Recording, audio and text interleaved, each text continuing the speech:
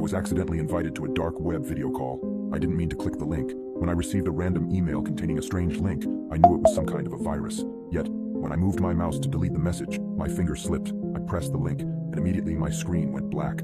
I began to mentally prepare myself to lose all my personal files, but as I went to shut off the PC, my screen changed. A pop-up appeared resembling a Zoom call, but without any Zoom branding. The largest video feed with a sign dangling close enough to the camera for me to read, "Please wait, meeting will begin temporarily." I always had my webcam blocked, and for that I was glad, for the other feeds began turning on, and I definitely didn't fit into this group of freaks. No one had their faces exposed. Everything from glittery half masks you'd expect at a masquerade to disturbing rubber clown masks. I would have been the odd one out if they saw me, and I already knew I didn't want them to see me. Some of them clearly knew each other, greeting each other like old friends, but there were also some newbies like myself. I discreetly managed to mute my mic before there was any chance they'd hear my voice. "Oh, number 1203, you're all so new, what can we call you?" Unfortunately, I was called out by a lady labeled Trist, who wore this jester mask that covered her entire head. I almost panicked before I realized there was a chat box. Thanking my lucky stars, I decided that would be my name. I typed Lucky Star in the chat. "Great to meet you, Lucky Star. I'm glad you've accepted the invitation. I'll change your screen name real quick."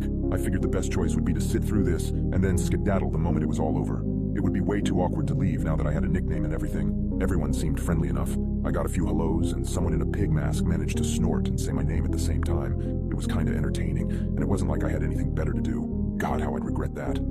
The sign in front of the largest feed twitched before it was yanked from the picture. Chatter spiked before everyone started shushing each other and muting their mics. It was like the lights dimming in a theater. Time to be quiet. The show was about to begin. A man walked into the frame, and like the others here, he was wearing a mask as well. It was a wolf mask. It covered the upper half of his face and appeared to be made of wood. When he spoke, his low voice was quiet, but it commanded respect. "Good to see we've all made it. I hope our new friends are ready to participate." I didn't like the sound of that. I wanted to close out of the call right then and there, but that's when I realized there wasn't a hang-up button. Nope. I had to ride this one out with everyone else and pray I would go overlooked. The host, who I now realized was labeled Wolf, vanished. There were some banging sounds, and then Wolf dragged a person tied to a chair in front of the camera.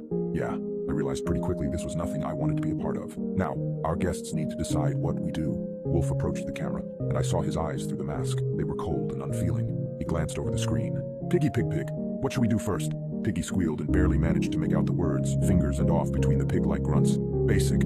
Good start, though." Wolf disappeared again, but he wasn't gone for more than a few seconds before he returned with a cleaver. He didn't hesitate before bringing them down on his victim's right hand. Off came the fingers. The whole room cheered, and I puked on the floor. The poor tied-up bastard wailed, begging the wolf to let him go. Wolf didn't care what he wanted. He just turned to the chat again. "And what should we do now?"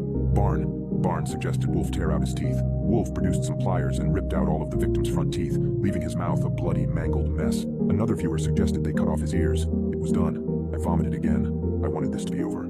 Then Wolf called on me. "Lucky Star, I understand you're shy about your voice. That's all right. Just type whatever you're thinking into the box." Cold sweat poured down my neck.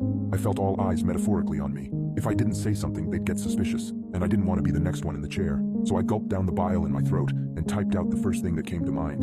"Can you stick his fingers in his ear holes?" There was a brief pause, and then Wolf laughed. It was the most disturbing sound I'd ever heard. The rest of the room joined in the laughter, and I thought for a second I'd fucked up. "That's a new one," the wolf chuckled. "We should have invited you sooner. I love the creativity." That settled. Wolf picked up one of the thumbs and proceeded to force it deep into the man's ear. The sound that poor bastard made will haunt my nightmares forever. A pointer finger joined it, and in the other ear he managed to fit 2 pinkies and an index. The man started howling, and Wolf chuckled again. "He's deaf now. I think I popped his eardrums with that." The show continued, finally ending with Trist saying the time was up and Wolf should wrap things up. Wolf nodded before he took a knife and cut the victim's throat. By that point, it was a mercy killing. Wolf waved goodbye.